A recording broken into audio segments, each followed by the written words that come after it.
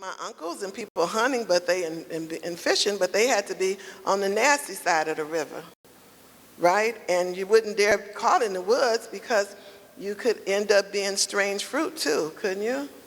As Billie Holiday say. And as time went on in the 60s and Black Power and afros, y'all know what I'm going to say now, even before that, before the fro, when you had to sit between your grandmama and your mama's legs every Saturday night to get your hair pressed, you better not get in any water. It's the reason that a lot of black people don't swim, and particularly black girls and black women do not know how to swim because of our hair issue.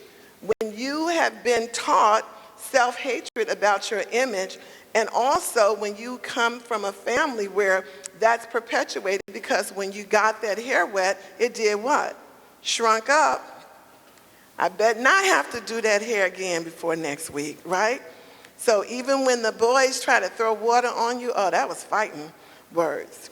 So my brothers learned how to swim, but the girls did not. Very, very long time. My younger sister didn't learn to swim until she went into the service.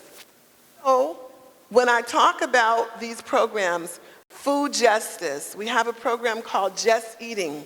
Just us eating. Not just us, but justice eating. How do you eat justly? That curriculum, by the way, all of our programs are no cost, so that curriculum will be up on the website and will be downloaded. We just did a version of it.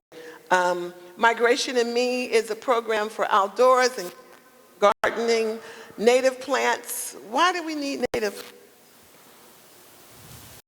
Just a guess.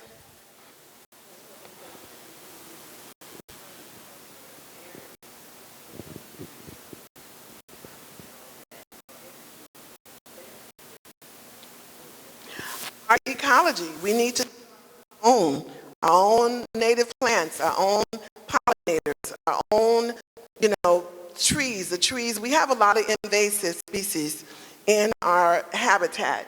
Faith in Place does stewardship. We partner with the Cook County Forest Preserve. That's another thing. Partner with your natural areas here. Those make great field trips. But I had some problems in the beginning because I'm like, oh yeah, we're going to partner with the Cook County Forest Preserve. And we're going to have, and then I had a Just Eating Bible study, and I had people in the room just like you all, and somebody raised their hand and said, I am going to the grocery store. I pick food in Arkansas, I pick cotton in Mississippi. I wish I would go out to some farm and pick one at the grocery store. Somebody else said, I'm not going into the woods. So I also want to caution you, even in your most excitement of planning programs, please understand you will often have to break down cultural impediments. Our history haunts us often because we labor force. It was on our backs that agriculture, some of the billionaires in this country made their money with us using our hands. So when my parents brought me at 7 from Alabama, Anniston to Chicago, my dad, I distinctly remember him telling me in the 4th grade, I brought you to Chicago, to the north, to get a good education so you could use your head, not your hands. How many people ever heard that?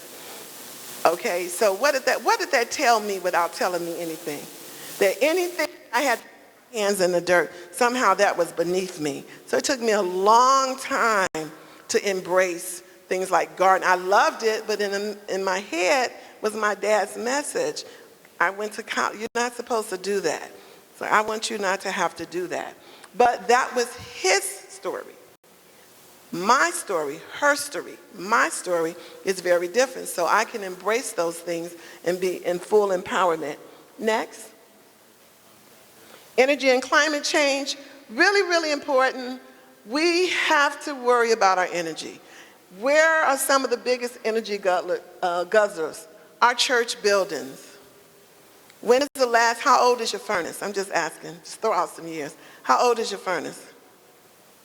10 years old? 20, 30, 40, your HVAC. Lord, have mercy. So this is us. We work with congregations. I see you got the solar people here. Go talk to them. A lot of incentives for getting in solar. Energy audits and retrofits. In place has engineers. We do. I know that happens.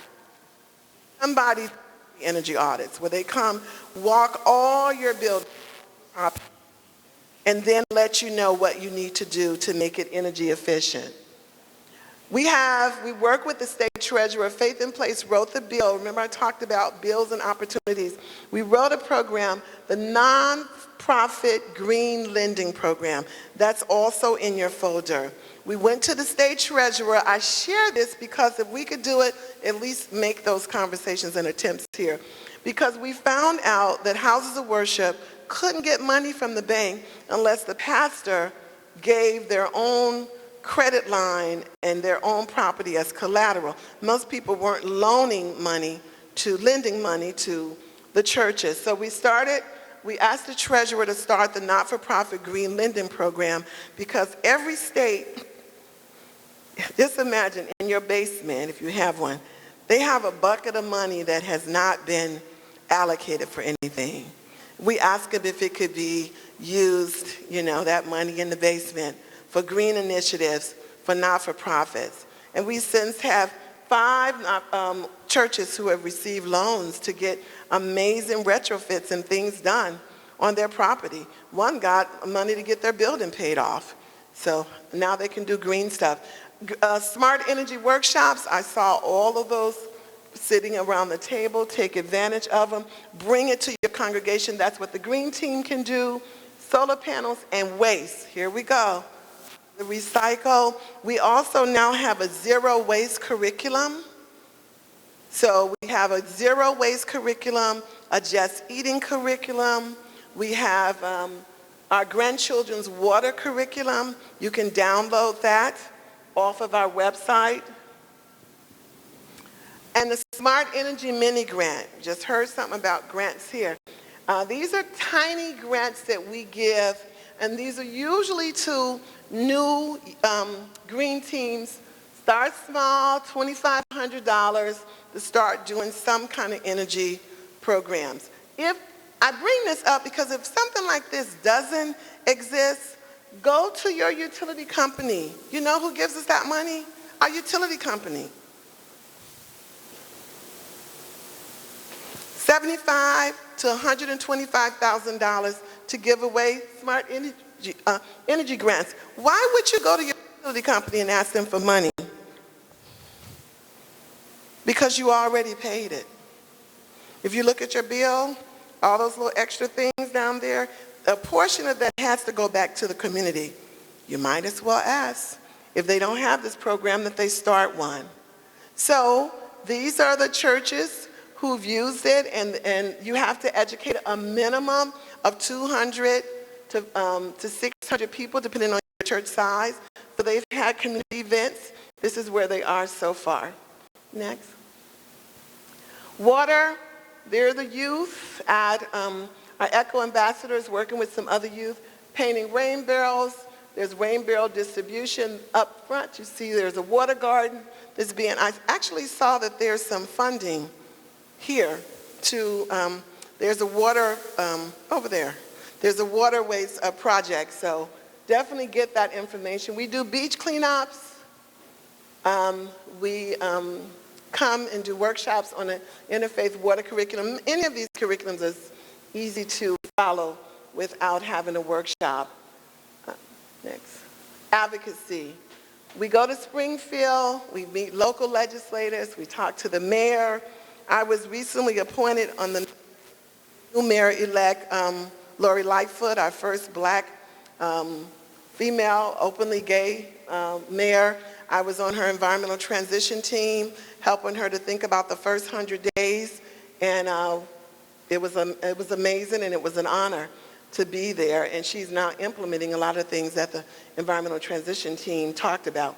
So Advocacy Day, Faithful Citizens Workshops. What we do is we prepare people before they go talk so that you go there and we have a unified conversation. I actually brought some information. You'll have it in your your folder, but our policy and advocacy person, Reverend Scott Anquay, is here, and he's available. He's actually going to be on the panel, Reverend Emily, with the new Green Deal, talking about the Future Energy Job Act. He's going to be speaking. Is it later today? Yeah. So let me keep moving. Activities. Wow, it's unlimited. Invite environmental justice speakers, show on a film, publish eco-tips in your bulletin. Just every week, just something different. Where do you get them from? Google, on the website. Or send me, Veronica, can you send me a link of some eco-tips? Have an energy, light, and water audit. Have a fund drive where you bring all of your e-waste, all your, brother, you would be interested, all your old computers and all of that. There's usually somebody here that if you bring all that and they weigh it, they give you a certain amount of money for that. So have that. They also do the same thing with clothing. Do a climate and environmental justice book club. So many books to read, including Diane Dave's books. We need to read both of her books. To Love the Wind and the Rain is one of my favorites. Have a book club. Meet and talk. And I really, really say when the Green Team hosts a book club and you start to read books, and just so you know it, I have a 6-page bibliography of our books from our authors. So we can read our own people. In case somebody want to tell you, well, that's what white folks do. And here's the 6 pages to let you know, black folk are writing about this too. This is very, very important. We're writing about it. Brown folk are writing about it. It's interfaith. All faiths are writing about it. And I can share that bibliography with you. Visit your local legislator. Stewardship. And what we mean by that, not that people have to go give some money, but go give your time. Go steward in the park. Go steward in the forest preserves. Go help somebody. Maybe there's an elderly person that use getting their yard done, their place cleaned up. Maybe their facade could be made greener and healthier. Plant some native plants. And preach a green sermon at least twice a year. I say we should be preaching green sermon on a monthly basis. And there's a lot of websites for clergy to do that, so you don't have to reinvent the wheel. These are some of the activities: green movies, native plant giveaways, Creation Sunday, CSAs, that's congregational supported agriculture. Faith in Place has now 5 farms that are owned by congregations that we help get grant money to help support them. They've each gotten over a period of $10,000 each to further their agricultural efforts. Next. The not-for-profit Green Lending Program, I talked about it. These are some of the things that the money can be used for. We partner with the state treasurer and a credit union in Illinois. So these are, again, ideas too. And if you're interested in doing something like that, I surely can connect you with the staff people to unpack that more. So if you want to present that here to someone on how to do that. And get connected. There is a sheet of paper in there where you can fill out your name. Don't worry about the legislative piece. Fill out your name, check off any of the things you're interested in, and we'll make sure that we put you on the mailing list. Next. Well, folks, I'm going to wrap my part up, because I can go on forever. Don't get me started on there. I can have y'all here all day on green teams. When it's over, everybody in St. Louis will have a green team. But I want to leave some time for some Q&A, comments, questions. Was this beneficial at all? Is there anything that you want to ask now? And please do, but just know, even afterwards, and you think about this, and you go back to your congregation and you all psyched up and they looking like, oh, what is this? You can email me and say, I came back and everybody looked at me all crazy. How do I bring this back up? Or I have additional questions. So any questions? Just raise your hand. I'll give How might green teams be useful in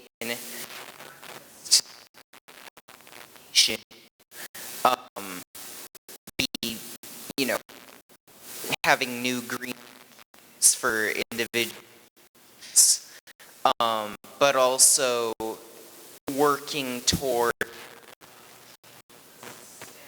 things that place that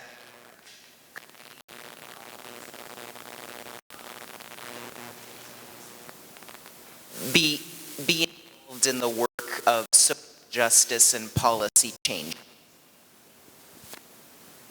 Question. That's our advocacy piece. You work with your legislators and you get with your statewide environmental organizations and partner. So we bring our green teams and we partner with the Illinois Environmental Council. We partner with the Sierra Club. We do things with the Nature Conservancy. We're the state affiliate for the Illinois Interfaith Power and Light. Partner with organizations that are making systemic change, because you then can invite them.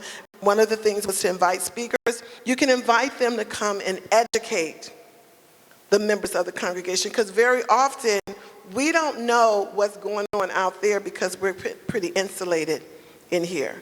But you are absolutely on point. The systemic changes, corporations, how they use energy. Right now, we've just helped to close down some coal plants. But you just can't close down coal plants without giving people who work other jobs.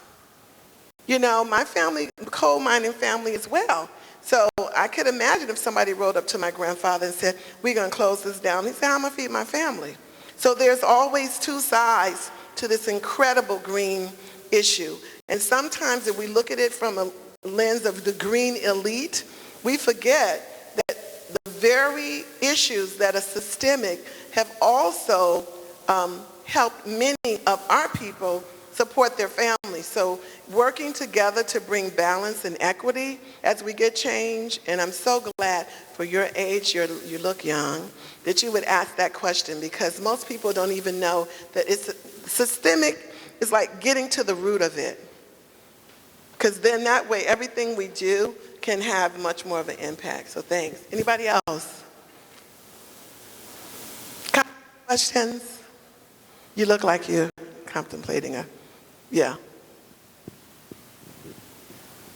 As a faith organization, how do you get the community around involved? Okay. You know. How do you get the community outside of your involved? We got to go out the door. We got to walk out the door. We got to place meeting. Want to learn about a green team. Want to help the environment. You got to use some language, because everybody don't know what's a green team. Is it different from a red team? So you got to be careful when you promote this, even in the church. We're good stewards, or we want to be better. We want to make the environment better. Want our community healthier. You put flyers out. You put them in the corner stores. Listen, I go all up in the liquor store. I catch people coming out the lounge. I be at the bus stop. You want to care about transportation, brother? You want a job? A guy was the other day hustling. I said, he asked me for some money. I said, do you want a job? If I told you that you can get in a training program for 10 weeks, and if you you get out this program, you can make minimum $22 an hour, upwards of $60 an hour. Do you want a job, or you want my 35 cents? I want a job. I said, I'm going to give you 35 cents and number for the recruitment, but we got to get outside. You know, you got to get outside those walls. And when you have that meeting, invite other people. Start just with the neighbors on the block. I say, go on a 4-block radius of where the church is. 4-block radius. You're going to be, it's like a whole nother world. Because I said, most of us drive in, drive out. So that 4-block radius, you have tapped 4 blocks of a community. And you might have a few members who live there, but I would bet that 90% of them do not. Usually if they do, it's the older ones. Like my mama still goes to the church because it's right across the street. I wanted to also share 2 instances. When I was a youth minister, what I did was also incorporate in our ministry activities. I was tasked with making sure that our young people, children and teens, that we had an activity once a month. And so every second Saturday, there was something that the young people were doing. So while I was there over the course of 4 years, I implemented that one of those activities activities had to be community-based. And so what we did was this will kind of answer some questions about how do you get the community aware, how do you address systemic problems. What we would do is I took the young people to a community garden, and it was in essence, for them to help to weed the garden. Now, it was an introductory type of dynamic, and this is Durham, North Carolina. So we lasted in the garden all of 10 minutes before the young people said, Pastor Carol, I feel like I'm on roots, I can't take it. 10 minutes is all it was, and so they went back inside. And this was a facility that was a facility for camp and for after school, so they had an indoor space, and then they also had the garden space outside. So they wanted to go back in. But when we did that, the other thing that we did was we had conversation on the inside after they had sweated and complained and griped, 10 minutes. Then we had conversation about some terminology. So I wanted to introduce terminology to them. So we started talking about a food desert, and I started having conversation with them about what they see in their community and what they don't see, where they can walk to and where they cannot walk to when it comes to fresh fruits and fresh vegetables. And so the conversation began to happen with these children to help them realize, number one, that we should have more, and that others have more, but number two, that healthy eating is imperative, and you can still make it happen within community. And this particular urban garden, they also had strawberries on the sidewalk, on the exterior side, so they would plant in the exterior side so that community members could come in, and then they had some things on the inside. And so those were one particular way as far as introducing it to the young people, and introducing it in a way that wasn't an actual team, but what I was trying to do was introduce it to the young people within this particular urban setting. This concept of environmentally conscious, this concept of food sovereignty, and this concept of the fact that everything that God gave us that's good, it comes from the ground. And so it was an excellent way to not officially do a green team, but bring in green team practices within the youth ministry. I love it, yeah.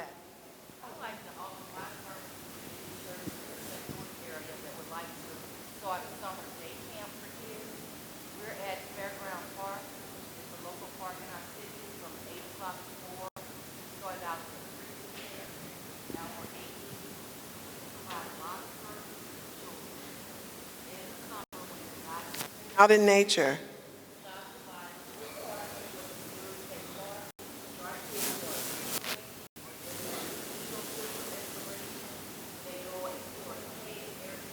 See, that might. And that would be even be an excellent field trip.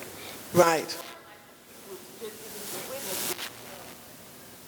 Terminology is foreign. We're also able to provide some of the food service programs for children and help kids with food insecurity.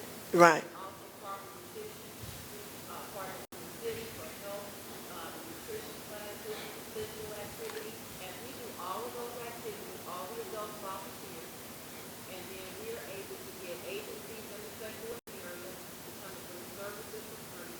So everything we do has no cost. We use the park for free, and then we do get money from the youth training program. Pay the youth, the teenagers. But my question is, we'd like to get some funding to start a CIT program for 14, 15. We can talk about youth. Also, if you want to start something for the youth, see, that's something that the Nature Conservancy is really big in the national youth. Yeah, so you should talk to Reverend Carol about that. We also, everything we do with the kids, the park, kids kayaking, canoeing, group partners with the United States Park Service. Yes, that. But we also talk about careers. Absolutely. What are the careers that we're trying to see? How you can make a living at this later in life.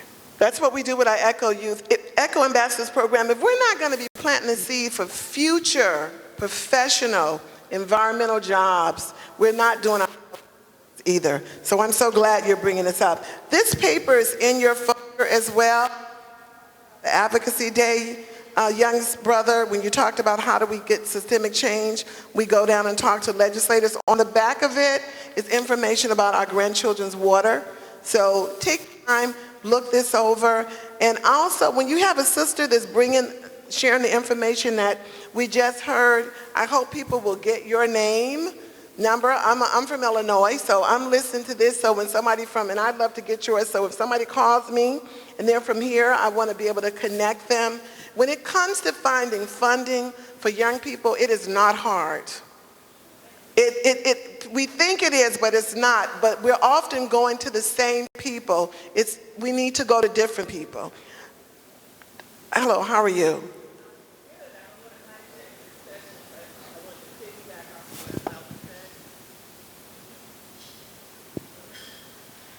I know you talked about funding being available for different things. It's going to be another workshop, so I definitely want to talk to you later afterwards. But for the folks who are in here today, wanted to let you know about two things really quickly. This is yeah. The water thing, yeah. $3,000 to $4,000 for greenscaping, green infrastructure things that you can put on your property, or you're a church or you're a small organization. We reimburse up to $3,000 to $4,000 depending on where you live. It used to be in certain areas of our district. Next year, it'll be the whole entire district. So if you pay a MSD sewer bill, you're eligible for next year. So please come and see me. I can give you more details.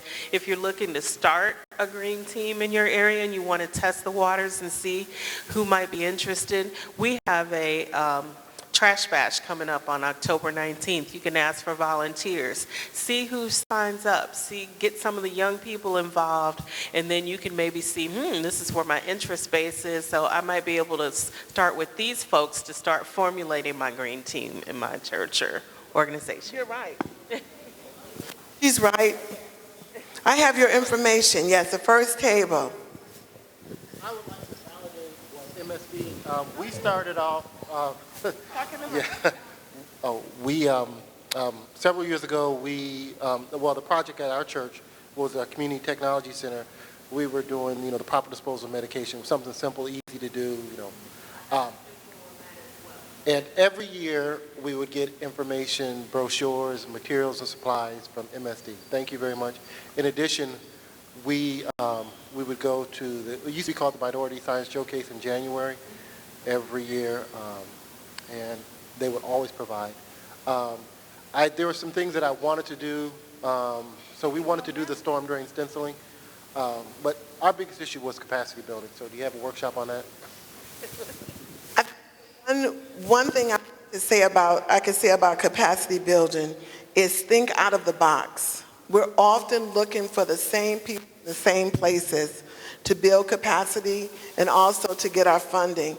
I am amazed at how many people have come to the table of faith and how many, just from beauticians, young ladies who make their own body oils, all kinds of people who are actively involved in Faith in Place now coming to our indoor women's farmers markets and vendoring and whatever. People who make quilts. Don't forget, quilts. We come from a legacy of environmentalists. They quilted, preserve and dried, garden. When you start talking about garden, we talk about food, but we forget kale. My mother told me, she said, oh, everybody's talking about kale. Kale was that extra green weed that we used to put when we didn't have turnips. So, we've done all of those things. And if we remember who we were, we can talk about who we are. So one of the things that I believe in, we do a Black History Green event at our church. And we have everything from bales of cotton, that old washboard, baking soda and vinegar water, because we didn't always have all these fancy, now environmentally unfriendly products. They made deodorant and mouthwash. So we do these workshops, quilters, all of it. We forget we couldn't walk in the store places and get the things that we do now. We take it for granted.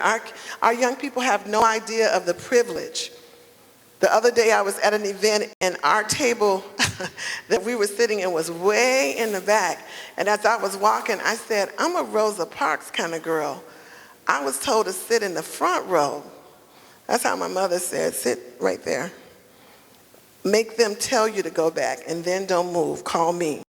Because they came for, so I just want us to know that part of this green team work that we have to do is we're not reinventing the wheel, we are reintroducing the wheel that we already made and letting people know we have the resiliency to be great environmentalists, because that's George Washington Carver. Did you know that Harriet Tubman used the sweet gum seed, that seed that's real spiky, and she used that to prepare the slaves to run away because it was all over the Southeast. And if you stepped on it, you bled. So what she would do is have them step on them until their feet were like calluses, so that when they ran away, they didn't bleed, and then what would happen? The dogs couldn't find them. So we have always used nature and roots for medicine, and we're not the only ones. It's indigenous to the world. We just need to get back to that and remember who we were. Somebody else had their... When you were talking about making oils and all of that, and last month my daughter is on the Conscious Fest team, and that's where African American young people come together and they bring their homemade products, and I mean they have some phenomenal things. And in my house we can't have hardly anything that's not homemade because she won't allow it, but they're doing more and more as we speak. A wonderful green team activity. Invite those young people to come and showcase at the church. In other words, go out again, bring them in. What is the green team is to do? Educate, connect, and advocate for a better. So a lot of times you don't have to invent the wheel as a green team. Go and bring the green into your community. I know we need to wrap it up. I'll be around tomorrow. I want to thank all of you for coming. Take your notebook. If you need an extra notebook, I always say take one, because if you have a leader or somebody, if your clergy leader is not here and you say, I went to this wonderful workshop and I want us to do this, form a green team. And if that's not enough, you can call me. I can talk to them. Okay. Thank you all very much. And thank you, Reverend Emily. Same.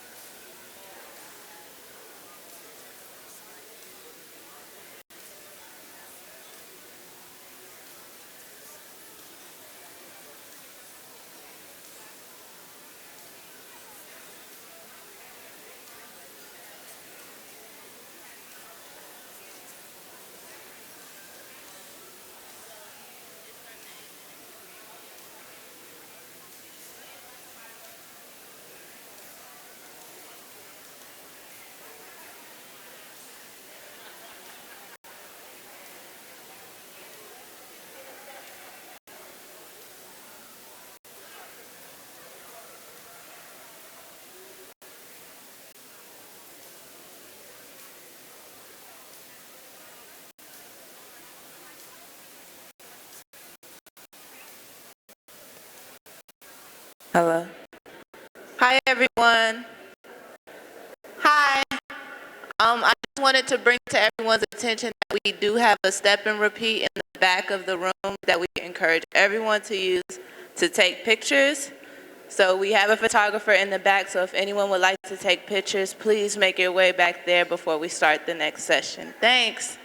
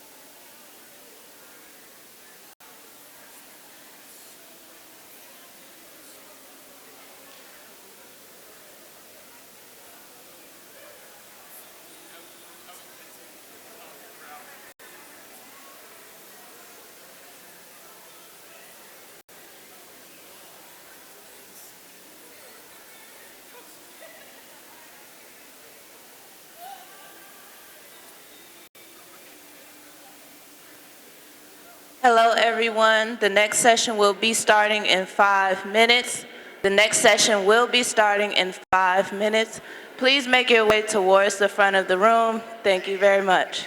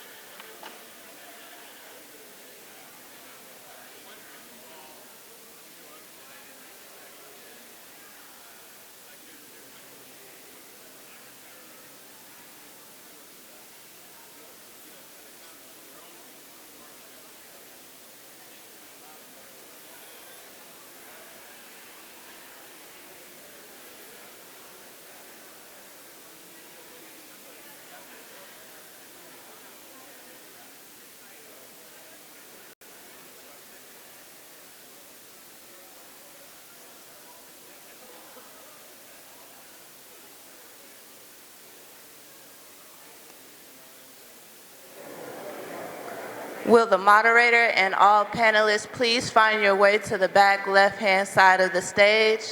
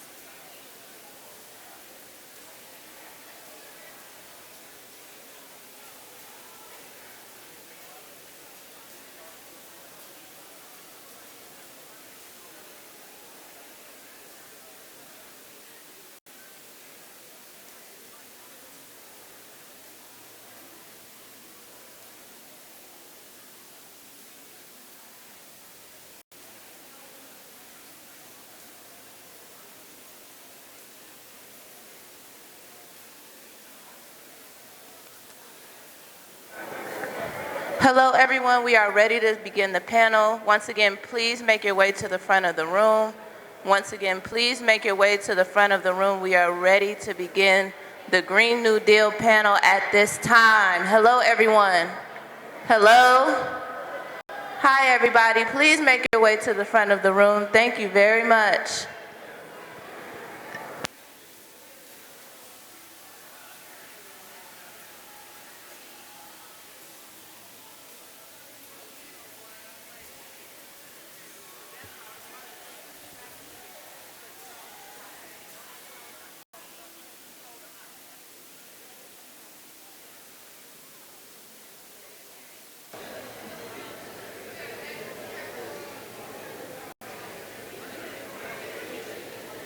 Right.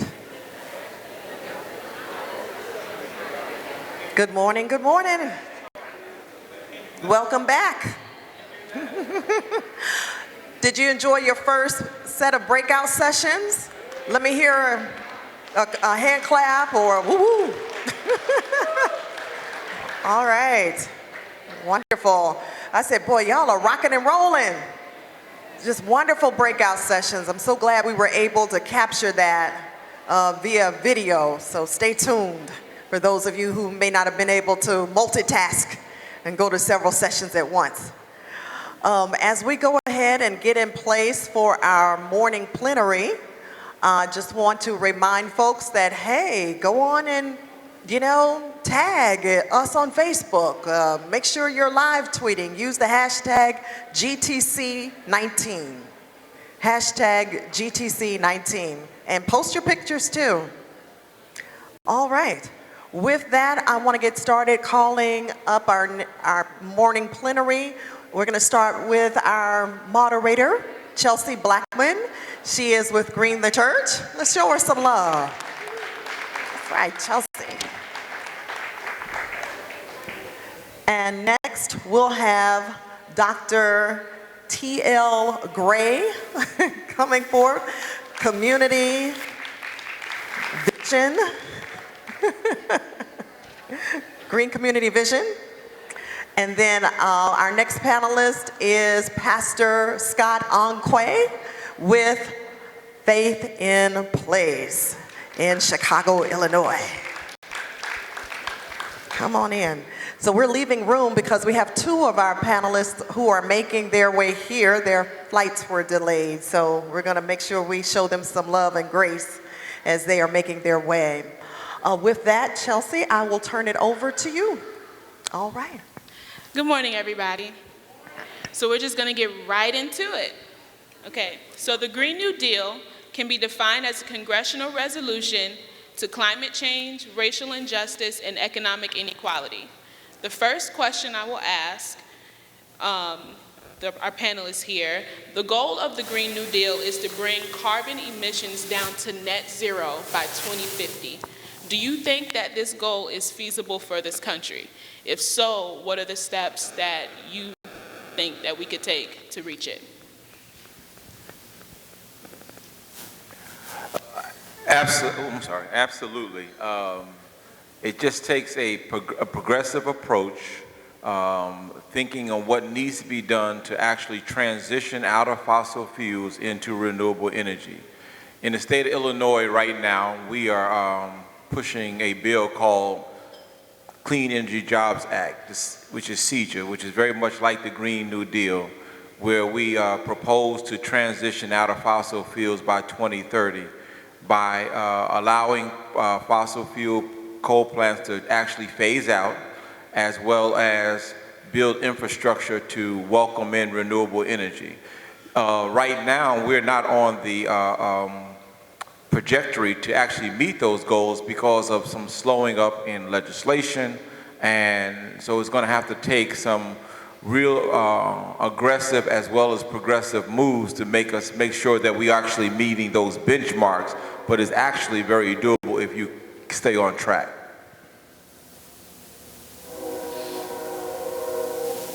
So yeah, I would echo that and say yes, I think it's completely realistic. When we think about it, the Green New Deal is new legislation, but it's not really introducing new ideas, right? So we know as recently as 1992 with the Kyoto Protocol, countries were thinking about reducing carbon emissions, thinking about getting to carbon zero policies. And so obviously the U.S. did not ratify Kyoto Protocol, but it was a part of the conversation, it was a part of the dialogue. We know now that there's roughly 60 to 70 countries that are on track to being at net zero by 2050. We know that the EU is actually on track of being at net zero by 2050.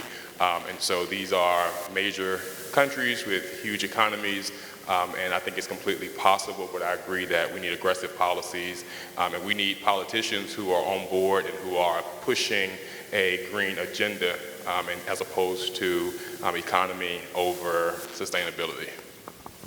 Just to follow up on that question, in your opinions, how do you think this push would impact Black and brown communities? So I don't know if there is a de facto benefit to Black and brown communities. I think it has to be an intentional integration within policies, right? And so we spoke in the last session about green policies that are being advanced in California, but the fact that environmental justice issues in minority communities are continuing to exacerbate. We see this in the international realm with programs to limit carbon emissions, and so you have these carbon offset programs where you pay to offset your carbon, and that money is supposed to go to an organization that then invests in a green project. And oftentimes we find these projects in and of themselves are actually harmful to the environment and displacing indigenous communities and things of that caliber. And so what I really want to see in any policies that are being advanced is an intentional focus on environmental justice concerns. When we think about closing fossil fuel plants and incinerators, I want to make sure that the ones in minority communities are being closed first. Right? I want to see relief coming to individuals who live in Cancer Alley, individuals who live in the Toxic Donut in Chicago, individuals who live along the Mississippi River corridor. Like, I want to see policies that specifically redress ills that have already taken place, but also I want to see policies that have a type of reparation focus to them. So when we think about microgrids, right? Which communities are getting these microgrids? Which communities have access to the funding to invest in the infrastructure? Specifically within the realm of food insecurity and food sovereignty, we know that oftentimes minority communities are disproportionately affected with bodegas and Popeyes and KFCs and food that isn't healthy, right? And don't have as much access to CSAs and farmers markets and things of that caliber.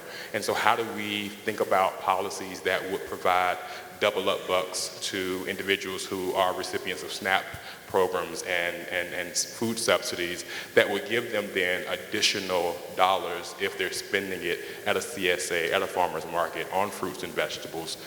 And so if the question is there a de facto benefit to Black and brown communities in the Green New Deal, I would say there's never a de facto benefit to Black and brown communities in any policies that are advanced. I think that there has to be intentionality, and I think there has to be a specific focus to relieve and to redress ills that have been systemic and systematic for decades. And let me just add, if we are looking at the Green New Deal and one of the pillars being job creations in the area of renewals, then we have to be very intentional about where that job creation actually happens. We know that one of the things that has to happen is that as people are transitioning out of fossil fuel industry, we need to retrain those individuals so that they'll be able to work in renewables. We want to make sure that there's a lot of equity. This word equity is thrown around, but when we think about is it going to be fair for those who are leaving out of fossil fuels, are they going to be able to make a sustainable or decent living? And one of the things in the Green New Deal is that we want wages that are providing a good family life and supportive of individuals as they continue to lead their lives. And so when we look at the transition out of fossil fuels and we think about job creation, we have to make sure we're intentional about making sure that those people who are leaving that industry are taken care of, but then also the communities that have traditionally been left behind when job creation has happened. We have to be intentional to make sure that those communities are trained and ready for this new industry. And this is the renewable industry is the fastest growing industry, or at least one of the fastest growing industries in our country. And we want to make sure that those who have been purposely left behind are engaged and make sure that they're trained in solar, wind, and any other renewable energy that's out there so that they can have these very, very prosperous jobs that are going to actually happen, are actually happening now. Again, not to tout what the state of Illinois is doing, but we already have the Future Energy Jobs Act, and that was passed in 2016. And one of the focuses was making sure that we service EJ communities, environmental justice communities, create work for those returning citizens, foster care alumni, those that have been traditionally left behind. We need to make sure that they are personally engaged so they'll have jobs in the future. I'm really glad that you brought that up because, when I think about the renewable energy, I think about all of the people who work in coal mines, the fracking, they do the jobs that nobody else wants to do, but they still have to provide for their families. And, sometimes it's like a vicious cycle where they keep kind of going. Because, of course, nobody wants to live like that. Nobody wants to have, their health risks like that. But at the same time, they have responsibilities. So I really thank you for bringing that part up. The second question is, last month, about 6 million people all over the world protested their government in an effort to force the officials to take climate change seriously. Do you think that this could have an impact on the upcoming election? Absolutely. I participated in the climate strike myself. I thought what happened was very important because we saw all around the world, all around this country, youth as well as those that supported those youth to stand up and say we need something done about climate change. We can't no longer walk around keeping our heads in the sand and acting like the earth is not getting hotter and things are not happening. And again, as climate change continue to take effect, the communities that are most affected are those that they want to leave behind anyway. And so I was so excited to be a part of the Chicago climate strike. We were out there. Our organization, Faith in Place, was there. Our executive director. It was people that cared. And I think the legislators got it. I can't wait till veto session at the end of the month because I'm going to bring it up. Did you see all of those people protesting at that climate strike? We must act now. There's no longer we can wait and see. Today is the time to act. So yeah, I mean, I think, look, we have a president who removed us from the Paris Climate Agreement. We have a president who removed us from the Paris Climate Agreement.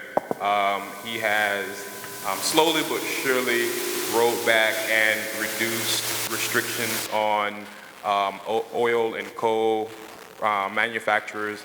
He has removed moratoriums on drilling. And so we see what the agenda of the president and this administration is. And in addition to that, he has an EPA that literally fails to actually promote and enforce policies that are already on the books, right? So when we think about environmental justice, even if there's a law on the book, you have to have some type of enforcement. You have to have some type of mechanism in place to hold individuals accountable. And this is not a new argument, right? We know that social justice advocates, civil rights advocates have argued since as early as 1991 that even after President Clinton passed Executive Order 12898, which was the environmental justice executive order, that there was disproportionate effects in enforcement. And so when we find companies violating in affluent white suburban communities, we see that there is enforcement. We see that there's some type of penalty. We see that there's some type of redress to the community. And when we have these same types of violations happening in black and brown communities, we have complaints that go unanswered. We have complaints that get denied. And so even where we have policies, we have to realize that oftentimes that's not enough. And so I think that, let me rephrase, I hope that the climate march and the activism evolves and is able to translate into actual votes, because the march, the rallying, the tweets, the posts on Instagram, social media, that's not the activism, right? The activism is when we go out to the polls and we vote individuals out who do not pass policies that benefit our communities, and when we vote people in who have a shared agenda and who have shared concerns for the things that affect us.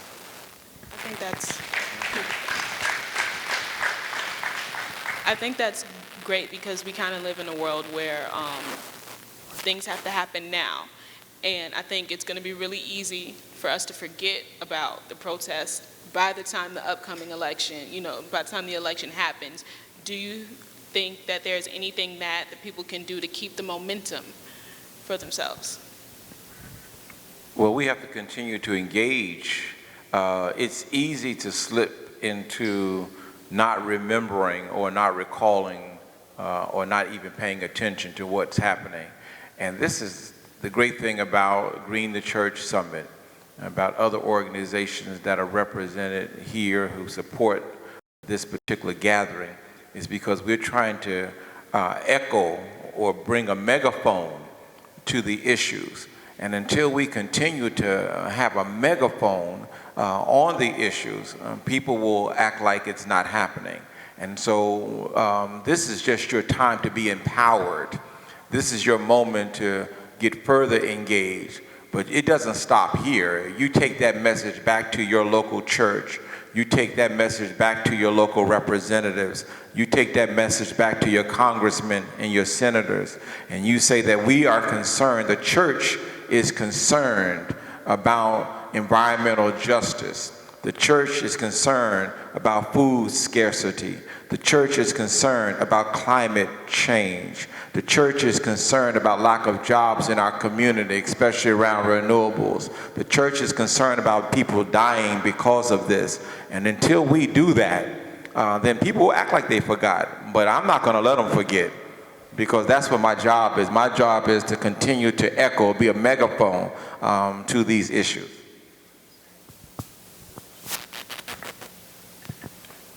So yeah, I echo all of that, and to that, I say that the Bible reminds us, be ye not weary in well-doing, for you will reap in due season, if you faint not. And so I think that it's important for us to remember that this is not just political work, this is not just economic work, this is not just justice work, but this is God work, right? And there is a, amen, and there is a morality and there is an ethic to ensuring that our brothers and our sisters are treated equitably and fairly, and that justice rolls down like waters, and that we are advocating for the least and the lost and the marginalized, and that we are speaking out at every chance and every opportunity. And so I think that our encouragement, our motivation to continue is because we know that this work is bigger than us. The Green New Deal is fairly new to this country. In order for it to succeed, what do you think would be the best introduction? That we adopt policies locally first, or we begin at the national level? Good question. The Green New Deal is a new resolution that's being presented. But as Dr. Gray has said, it's not new ideas. As a matter of fact, just over the bridge in the state of Illinois, we have a bill called the Clean Energy Jobs Act, which is really the real New Deal, because it's not just a resolution, it's actually a bill that's proposed to become law. And in that law, there are 4 pillars that are very similar to the Green New Deal. Job creation and equity, transitioning to out of fossil fuels by 2030, having the state of Illinois 100% renewable by 2050, and then actually electrification of vehicles, trying to remove 1 million gasoline and diesel vehicles off the road by 2050. And the reason why we have those 4 pillars is because we understand that if we don't do something, then we're going to be stuck in the mud for a long time. And so that bill is actually being pushed in our state legislature right now. And so during veto session, we're going to try to get that passed. And if every state would do that, then the heavy lifting of the Green New Deal would be a lot easier, because that shows that every state is interested in creating a real New Deal, a Green New Deal for their own state. And then nationally we can impose or actually make this resolution law. We can take the key components of this resolution and find out what works. Maybe have to add a few things to it, because we want to make sure that it really addresses to the lowest level the communities that are at risk. And so there may be some language that has to go into that bill, but overall I think each community is going to be responsible, even down to your own city, your own local government should have their own Green New Deal on what you can do so that you can further this great big picture. So yeah, I think a lot of people don't actually realize that most national policies are just rewrites of state policies. So when we look at Obamacare and the Affordable Care Act, it really was modeled after healthcare that was already happening in Massachusetts, right? And so national government is very hesitant about introducing legislation that has not been tested and proven in some capacity. And so it's important, regardless of your state, to ensure that you are electing local officials that are innovative, that are creative, that are risk takers, that are progressive, that are creating policies and creating legislation that then can perhaps be adopted into a national framework. But I think that it's going to be a combination of all of those above, right? So we've got to have international policies, but we also need local policies on the city level, and just like you said, you need to have a Green New Deal for your community, have a Green New Deal for your church, right? Is your church at net zero, right? And if not, how do you do that within your own congregation, right? Because we are many cities within ourselves. That was a good segue, because my next question is about church. So what do you guys think that the church can do to educate their members on the Green New Deal effectively before the upcoming election? Thank you. Well, first of all, it's very important that we educate our churches about the Green New Deal, what's going on with the climate crisis, and the climate impacts that our communities are suffering right now. I know we look at the Intergovernmental Panel on Climate Change, the National Climate Assessment Report, and, you know, they talk about what's going to happen 10, 12 years from now, but we have communities that are being impacted right now. And so our churches need to educate people about what's going on with the climate and how we need to make sure that our communities can become more resilient. In some cases, how we simply have to adapt because those impacts are not going to go away, the flooding, etc. And then another thing about the Green New Deal, and many of us who work in the area of environmental justice, our concern is how do we make sure that the funding attached to the Green New Deal actually gets down to the community level.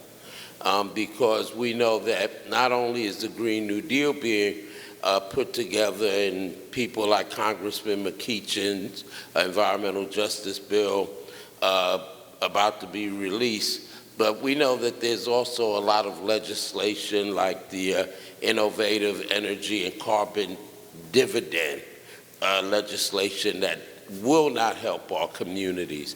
So, you know, we know that those structures exist already in a lot of churches, members of churches, pastors work in things like community action agencies that exist in every community. So we need to have the churches involved, community organizations involved to make sure that we don't have the usual suspects benefiting from that. Not saying that, what I mean that even as we talk about the Green New Deal, corporate lobbyists, lobbyists for utilities are talking to legislators, and when those pieces of legislation are passed, and I'll just say it this way, I don't mean to offend anyone, but we're going to have corporations that are going to belly up to the legislators like hogs to a trough to try to get the money. And so one institution, the main institution, the most powerful institution that we have in people of color communities are our churches. We reach more people, we have more structures, we have more transportation, we have more money, etc. And so the majority of people in this country describe themselves as people of faith. 84% of the world's population considers themselves people of faith. And if we can ever energize and involve the black church, then this thing is over, it's done, we've won. And so that it's imperative that we get the churches involved. And I think the place that we move from first is simply saying that we have congregants in our churches and in our pews whose homes have been flooded, who have mold issues in their homes because they weren't properly cleaned up, you know, homes that have to be elevated, people who have been dislocated. And so as clergy, as people of faith, we're supposed to care about the least among us. And so, yes, the churches need to be involved. They are crucial to the Green New Deal being a success in our community. So I just want to say, in addition to that, you know, thank God for Green the Church, right? And for the vision of Reverend Carroll here to reach out, right, to have a forum and a space for African American pastors and congregants and churches to connect, right, and to get information that's relevant. We have boothing over here, and we have individuals from various sectors that are connected in this one hub, right? And so there's so many resources that are available, and I'm still, you know, bewildered when I go into churches and all they want to talk about is, you know, Jesus came, he died, he rose again, and one day he's coming back with all power. And I'm like, okay, well, is there anything else in the story that's relevant to today, right? Can we talk about an abundant life, right? Can we talk about, you know, how do we live this life while we're here, and how do we do it in a way that is pleasing and in a way that is authentic to our Creator and the life that we've been given. And so I think that, you know, the churches really have to become bold and become innovative. I want to see more pastors integrating green theology in their sermons on Sunday morning. This should not be something that happens outside of ministry. This is a part of ministry, right? There should be integration in Bible studies, right? So when we talk about the Green New Deal, the implications of this should be a part of conversation on a weekly basis, just within the congregation, right? I would love to see, I told the forum previously this morning that when I first was introduced to environmental issues, it was in the church. It was actually Reverend Gerald Durley. I was doing a ministry intern there back in 2007, and this was when Al Gore had recently released An Inconvenient Truth. And we were literally holding screenings of the documentary in the basement of the church and inviting congregants to come out to view the documentary and going around to other churches in the community and asking them if they would be interested in holding a screening and spreading that information. So it's not just our siloed churches, right? It's our communities, and it's how do we spread this message in a way that individuals can understand the implications. And then on the back end, right, I want to think about when these policies come into place, right, how are African American churches positioning themselves, right, to be a part of potential revenue and economic gain that is going to be a result? There's going to be a need for training for individuals to staff jobs in solar and in wind, and African American churches should be, right, training hubs. We should be positioned to get grants and to get contracts that would allow us to participate in this green economy that is a result of the Green New Deal. And all of that should be part of our conversation, our Bible study, our sermons, and just the work of ministry. Well, I would just remind everyone that nothing happened in this country as far as moving an agenda without the black church or without the church itself, whether it was civil rights, ending Jim Crow laws, and even now today, the church's voice is vitally important. I teach a class called the African American Church and Social Justice. And that class helps the church understand its role to be the prophetic voice in today's society around a multitude of issues. This Green New Deal is something that's vitally important to the life of the people of the church. And as soon as we connect the dots, then the people of the church will be interested. I think when Dr. Gray talked about that green theology, that's something that needs to be sent to all of the pastors around the country to change their messaging and tie their messaging to climate and the effects that we're having on the climate. God gave us this earth and told us to tend and keep it. And that word tend and keep really means to make better. And so that kind of theology needs to continue to be preached on Sunday morning and taught during Bible class. And then also creating a movement in the church, and thank God for the pastor enlightening that we need a movement in the church where the church is involved in this great effort. And you just think back the history of the church. The Lord didn't tell us to sit there on Sunday morning, and I love the message of the gospel. Jesus Christ came, died, and he's coming back again. But also he did something while he was here. And so since he did something while he was here, we're going to model the behavior of the one that we're following, then it causes us to want to do something while we're here. And so you're absolutely right to ask that question. It's going to be very important for the church to continue to be the voice, just like they're calling on us right now because we're into the census. And they're asking every church to please promote the census. Well, it's the same effort that we're going to do. Please promote the Green New Deal. I have a follow-up for that. I know incorporating green theology within the church is not easy.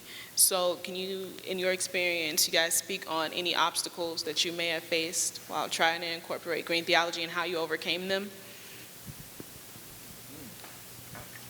One is that the scriptures absolutely filled with things that relate to the climate crisis as well as what we should do. So when you go to the book of Revelations between the 13th and 18th chapter, and you read, and an angel poured a vial out into the water, and the waters became red like blood, and the fish in the sea died. And you look at that, and just last year we had a red algae bloom that went from Florida to South Carolina, from Florida to Texas, with where the red algae sucked so much oxygen out of the water that fish were just being washed up. Or we read, and a great smoke covered the sky so that you could not see the sun by day or the moon by night. That's China, you know, with the problems with smog and pollution. And so overcoming those obstacles, all we have to do is look at what's written in the Word. Earthquake in divers places. That's the infusion of chemicals and water into farmland that scientists believe are creating earthquakes in places like Oklahoma. And those are things that are relevant to the people that we serve in ministry. And so part of the obstacle, the main obstacle is that we have to educate the clergy as well as the congregations about what's going on and what we're facing, because this is not going away. You know, the predictions that have been made by the world's top climatologists into Governmental Panel on Climate Change is an eminent group of scientists that won the Nobel Peace Prize in 2007. So these are not slackers. And when they say that we're going to have to deal with these impacts for the next 80 to 100 years, we need to come over the obstacles where we have this very limited theology that does not deal with the problems that people are facing today. But I also am very hopeful, because Revelation 21 verse 1 also says, and I, John, saw a new heaven and a new earth, because the former had passed away. And that might well mean, okay, we do get to clean up our air, and we do get to clean up our water, and we do get to clean up our land. But the number one obstacle that we're facing is the lack of education, both of the clergy and the congregation, and us being able to tie that to Scripture and what's happening to people today.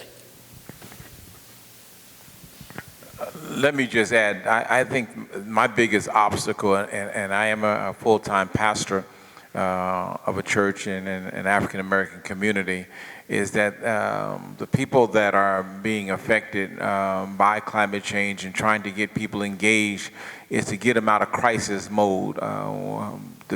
We're in crisis mode in the communities that I serve. We're in survival mode, and so we probably are not focused on, you said the spotted owl this morning, right? That might not be our focus right now. Our focus is trying to survive and trying to get from home to work and work from home without getting killed, and trying to just work those 2 to 3 jobs to try to sustain a family, because we want some dignity in our lives. And so that's our biggest challenge. That's the obstacle number one that's facing our community, is that we got to get out of survival mode first. After we get out of survival mode, then we can move and get engaged in this bigger picture. And so I don't even know the remedy to that. It's just continuing to educate and to continue to fight for justice, because people are suffering on so many levels, and I don't see, and our lens is so much different, and I guess I might as well engage you. Our lens is different than the white lens. You see things so much differently than what we see it from. And I don't know if it's the prescription on my glasses is different than the prescription on your glasses, but my reality is so much different than your reality. And so that's why the engagement process is not always there, because we're literally in survival mode. All right, this question says, as pollution increases, the climate gets warmer. The last 5 years were the warmest on record. Warmer climates fuel natural disasters like Hurricane Katrina, Maria, and Dorian. Through your own experience, how have these climate disasters impacted Black and brown communities? Okay, so I pastor in the state of South Carolina, and so we have been impacted 5 times in the last 5 years. 2015, we had what then Governor Nikki Haley called the 1,000-year flood, and then we had 2016, we had Hurricane Matthew, more flooding in 2017, 2018, we had Hurricane Florence, and dodged a large bullet. We weren't impacted as much with Hurricane Dorian this year, but hurricane season isn't over till November.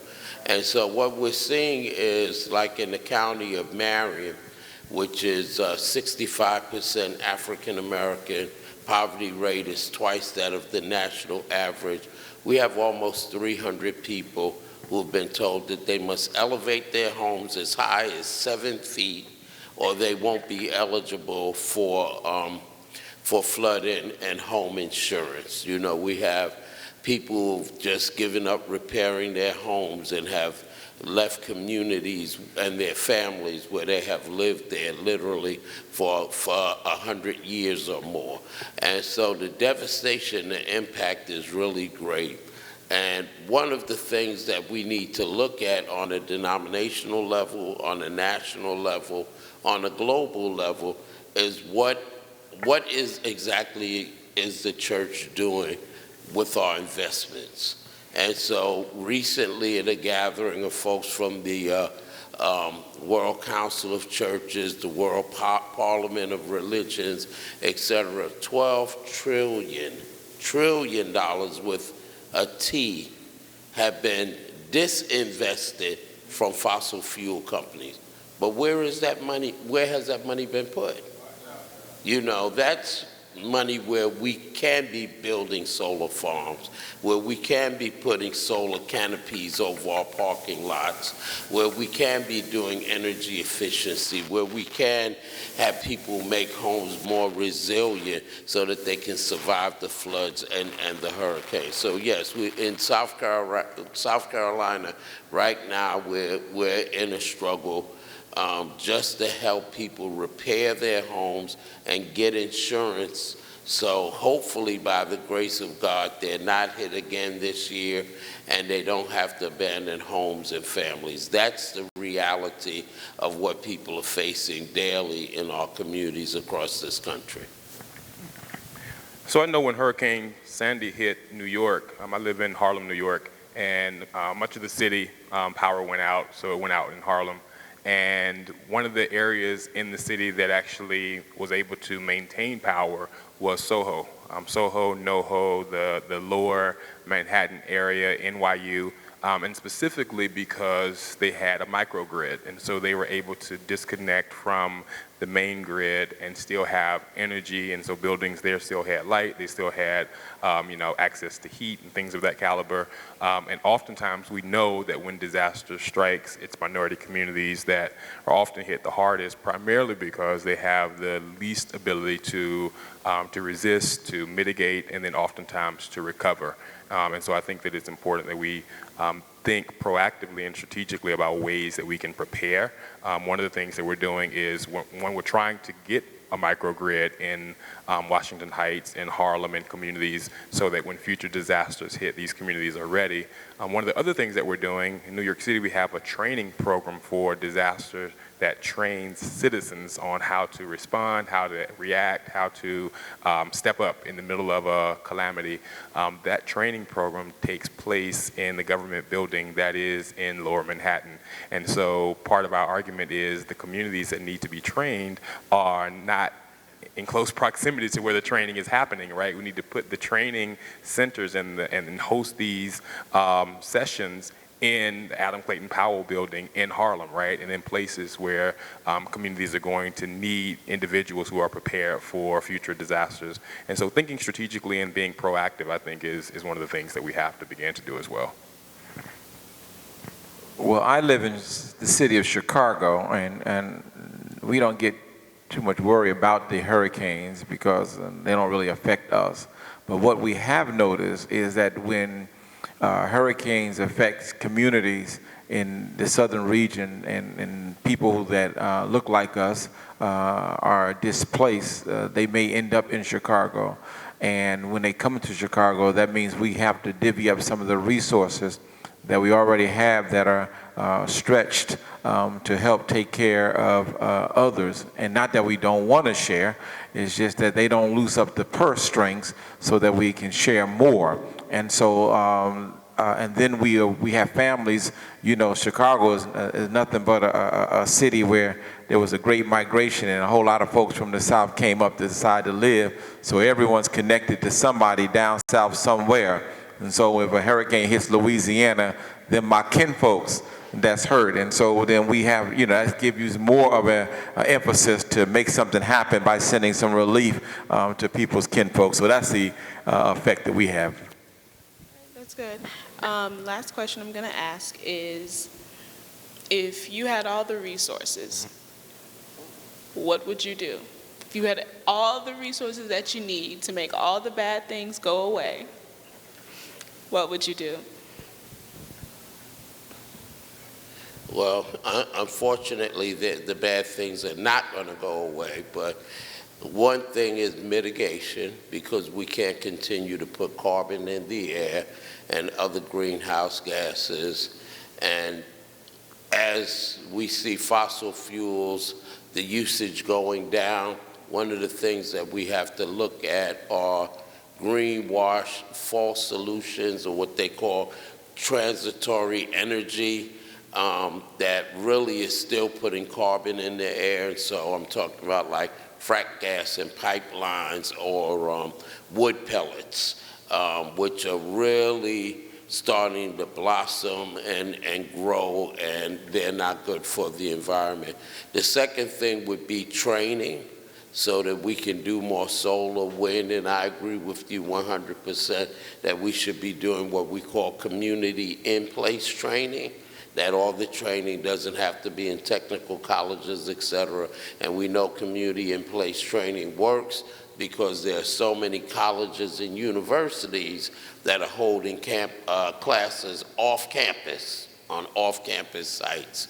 And then the third thing is adaptation, that we really need to develop or use the toolkits that exist so that people know how to properly clean up mold, to make sure that their water is clean, particularly in rural areas where people still get their water from wells, and when there's flooding, those wells are contaminated. And, you know, how can we adapt our homes and do more green building that's not only energy efficient and has renewable energy, but also can help us survive the storms. In places like Chicago, where there may not be hurricanes, but many deaths in major cities because people in projects don't have air conditioning. And so we lose a lot of seniors when those heat waves hit big cities. And so making sure that that people don't have to pay extra money to have an air conditioning in their windows. So mitigation, resilience, adaptation. So I saw an interesting post on social media earlier this week, which had nothing to do with this question, but is very relevant. And I'm going to tie it in. It's the preacher. This is the preacher. So the post said, if you had an option between getting $2 million today or $4,000 a week for the rest of your life, which would you take? And so everyone's in the comments, you know, obviously weighing in. Some people are saying, well, I'll take $4,000 a week because in 10 years, that's going to be $2 million. So in 20 years, it's 4, and, you know, you do so on and so forth, right? So unless you're, you know, not planning on living past 10 years, right, it makes sense to get the 4,000. And then other people are saying, well, no, because, you know, tomorrow's not promised, and, you know, I want to get the 2 million because I may die, you know, and then people, well, you can't take it with you, so it doesn't really matter, right? And then one of the arguments that caused me to kind of perk up is someone said, oh, well, I would take the 2 million because I could take that 2 million, I can flip it and invest it, and I can make more money, right? And I thought to myself, and I said, well, If you can't make 16,000 extra dollars a month flip and make more money, then why do you think you can make 2 million flip and make more money? Because at the end of the day, it's the principles that work regardless of how much money you're working with, right? Saving works no matter how much you're saving, right? At the end of the day, the principle it has to be the same. And so your question is, if I had infinite resources to fix, the problems, what would I do? I think the issue is, do we have a formula now that we can continue with the resources, right? And so in that regard, I would invest more in information, right? So continue to have spaces like this, right, where we're educating, where we're providing people tools and resources, where we are giving relevant knowledge about the issues and how to address those issues. The second thing is autonomy, right? We often talk about individuals coming into our communities and making decisions for us and not allowing us to have a seat at the table. And so I think that we have to be careful of God syndrome and telling people what they should do, right? I can't answer the ills of every community, but I can give information and I can give them autonomy to address their own concerns and their own issues as they see fit. And then support. Right? Support in whatever way I can continue to support their efforts and their endeavors, whether it's through continued education, whether it's through partnerships, whether it's through financial support. But I think information, autonomy, and support. I would just sum it up like this. If we had all the money we needed around this green infrastructure, I would start with making sure that all of the homes in my community were solarized. Then after that, I would make sure that all individuals that don't have jobs are educated to be a partner in this great move of green economy. I would make sure that we have the infrastructure throughout our highways so that people would be encouraged to drive electric vehicles. And then I would take out all of the diesel buses that are in my city, because that's part of the pollution problem, and my people are breathing that pollution every day. And we electrify those buses as well as any other forms of transit. If I had all the money I needed, I would make sure that every level and every area that is polluting now would be removed and replaced with renewable energy in places of safe spaces. I get rid of all those brown fields that are affecting my community. I would get rid of all those polluting plants that are causing asthma in my community. And so I would have a dream list. I can go on and on and on if I had all the money I needed. But the reality is we don't have it. And so I'm just going to be prayerful.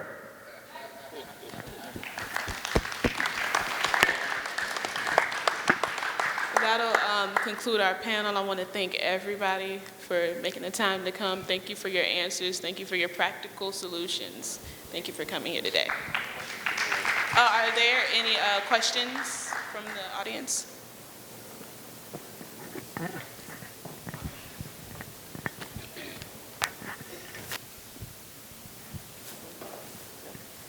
Any questions?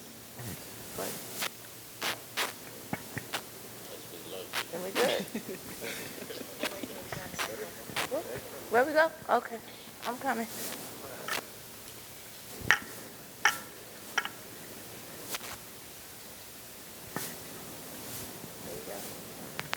Thank you very much. This is more of a comment than a question. I would like to say that we don't want to depend on federal or state solutions. We want to depend on community solutions. I would like to point out that we have basically all the money we need. It's in, at least from an energy standpoint, our existing utility bills. We can repurpose that. We know from 40 plus years of experience that cost effective, and I define that as about 6 to 7 year payback, 14 to 16% return on investment, invested in energy efficiency will generally cut your utility bills in half. We're now at the point, we've turned the corner. I've been waiting for this since '75, and renewable energy is now cost effective. In other words, it pays back in some of the worst cases in about 5 to 7, 8 years. In Illinois, it's paying back in 2 to 3 years because of the state programs that are there. So I'd like to suggest we just have to get a little bit more creative, work as community, and see how we can redirect what we have at our disposal. It's going to take innovation and hard work, but as I like to say, we're all on spaceship Earth, and it's up to us to decide whether we're a crew member or a passenger. And crew members don't work 8-hour shifts. So we just need to roll up our sleeves and start making it happen without waiting for federal and state, solutions. The green energy bill is real. I think one of you said, well, yeah, it's been real a while, but we just didn't know it. That's exactly right. Let's just go get it done. Sorry. Thank you.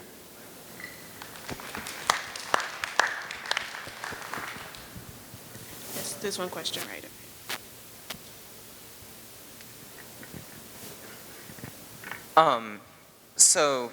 Thank you for doing this. The Green New Deal, you mentioned at the beginning of the panel that the goal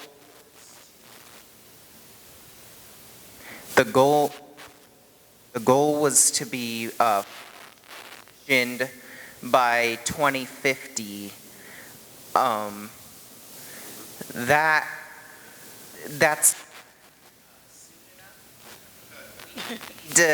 We need to have this, so is there a chance that the Green New Deal could be revised in such a way that we have this done so Well, I'll say, first of all, people need to be aware of the fact that the Green New Deal is a concept. It's an idea. It's not one piece of legislation. It'll be several pieces of legislation. No one knows exactly how many.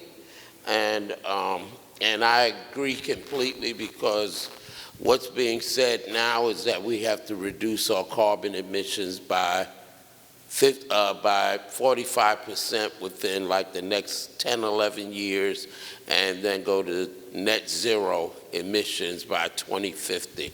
But the previous person said some things that are really relevant. For the church, why can't we take our missionary, our free will offerings, etc., and do some energy efficiency in our congregants' homes? That'll help reduce emissions and their energy bill. In some places, it's going to take a mix, because some people aren't going to be able to afford to put solar on their roof. There won't be community solar, but you can do energy efficiency.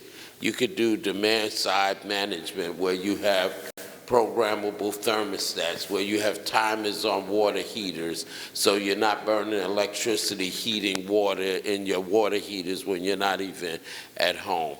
And those are things that churches can do if we redirect some of the finances that we have. I, for one, as a pastor, prefer a proactive ministry where I'm helping to heat someone's home, so that I don't have to go visit them in the hospital when they have walking pneumonia.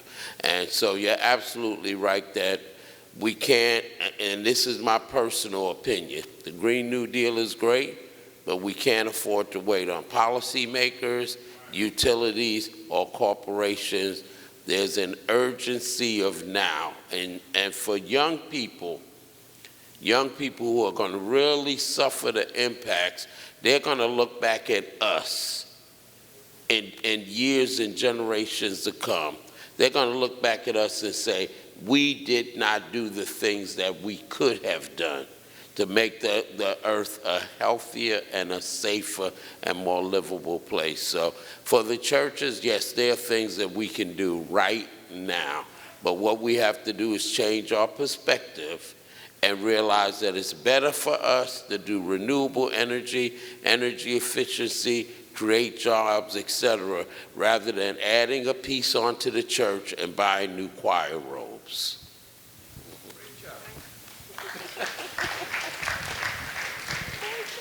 So my question would be, have you watched Fox News lately? I mean, the reality is that the Green New Deal can't even get consensus as is. So when you talk about something more ambitious, I think it sounds great from the left to say, oh, we need to have stronger policies. But the reality is that, you know, the way our government works is it works off of consensus, and we are living through one of the most partisan times in history ever. And, you know, and that's not necessarily an indictment. Right? It's difficult to get people to agree.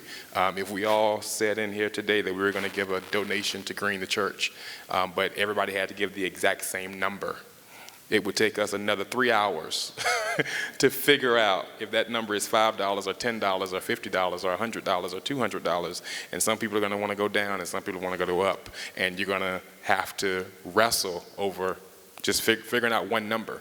And that's what essentially is happening with the Green New Deal.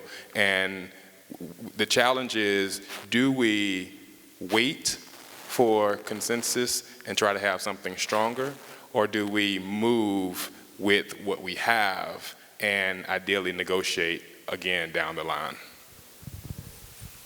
And let me, I would say both doctors have been absolutely correct. One is looking at self-examination to see what we can actually do ourselves to make an impact on this move towards being really energy efficient and being net zero in our own lives. And then the reality is, when you're in policy, when you write laws and you fight and fight for bills to be passed, it's not an easy process.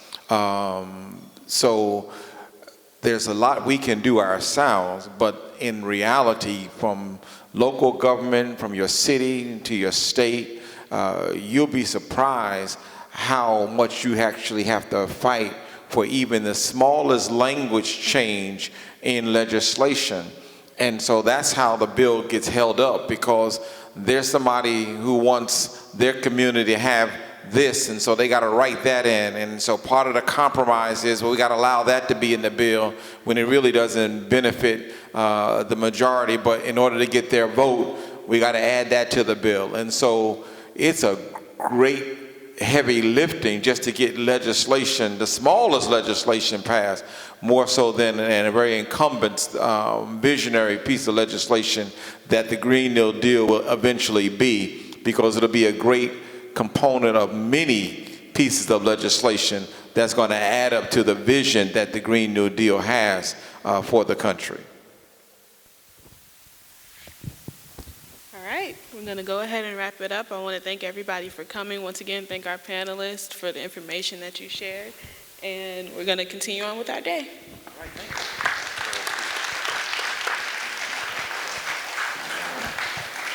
thank you. Bless you, man. I knew that pastor.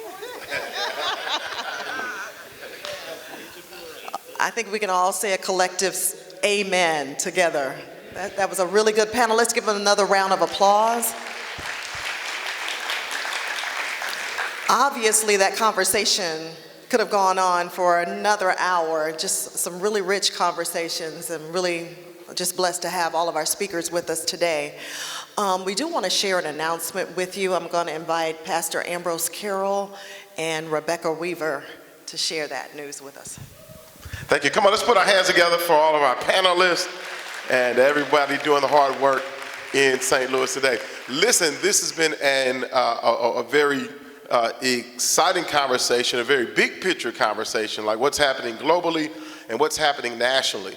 What we want to be able to do as a result of this conference is see how can we move the dial here in St. Louis. How can we make sure that we are resourced irregardless of what happens nationally, irregardless of what happens for policy and things of that nature. We're very glad to have some of our partners, the Nature's Conservancy, put your hands together for them, and so many other organizations that have been doing this work for a long time, different areas, different ways, but definitely who note that we are better together.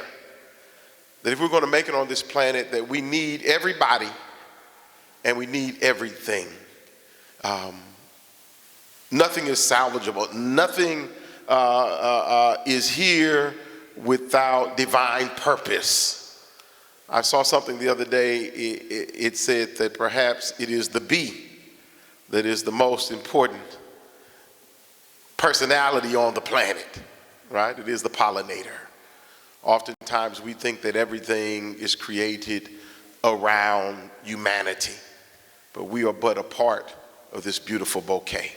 And so with that said, we've come up and we're so very thankful, and Rebecca's going to share with you, as a part of being connected to Green the Church for our congregations, we're going to tell you how you can be resourced for some of the work. Some of you may leave here want to do more environmental justice work. There may be some and you want to create a green team. You may be here today and you want to do some food justice or some food sovereignty work. We want to help you get some of those things done. Thank you, Ambrose. And thanks everyone for all the work that's gone into putting this amazing event together. The Nature Conservancy has been honored and privileged to partner with Green the Church for the past few years. And I remember the first time when I met Pastor Bruce, actually in Milwaukee, when we first started dreaming about the Green the Church Summit coming to St. Louis and what that could mean for our community. And so to be here today after that took place is huge. So thanks to everyone that spent a lot of time and energy, for all the speakers who put in everything for their presentations this morning and for the panel this morning as well. And so a part of the work that Ambrose, Kim, and several others on the Green the Church team and I have been discussing is, so what comes after these summits? What kind of resources are available to activate a lot of the things and topics that we've been talking about? And as a part of our work in partnership with Green the Church, we are launching the first ever Growing Green Solutions seed funding program.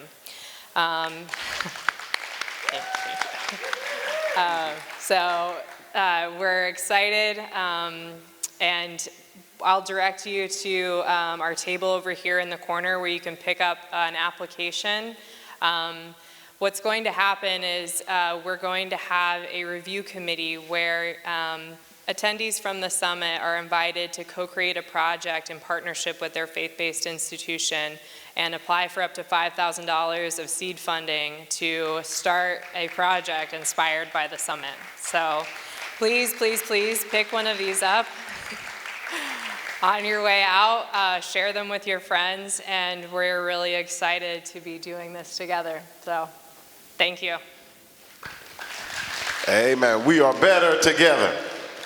Thank you so much, Rebecca. At this time, all right, we're getting ready for our bus tour. We're going to invite Kim back, or somebody back, amen, to give us instructions for our bus tour. Let's put our hands together for the Nature's Conservancy, for our friends that will help us. We want to make sure that there's provision for the vision.